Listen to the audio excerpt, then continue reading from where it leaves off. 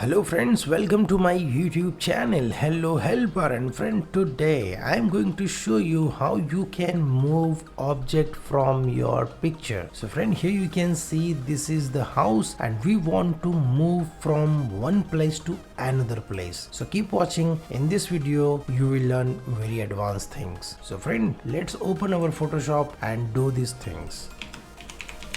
So my Photoshop is open now and we are going to open that image which we want to move from one place to another place of object. So friend, now you can see this is my image and here we want to move this object from this place to this place. Okay, then what we will do? So here friend, we are going to click on this patch option. Here you can see that this is the patch option. Here you can see this way. First of all, we are going to select content away mode tool and here we are going to make the selection of that image, and now you can see the image is selected now and we are going to move this object from here and then click on this done button. So friend, you can see that my object is moved from here to here. Let's do the more finishing work over here so you will get idea about it. So we are going to select like this by this way and again we are going to move here to here and then click on this done button. So friend, you can see that my home object is moved from one place to another place. So friend, by this way you can easily move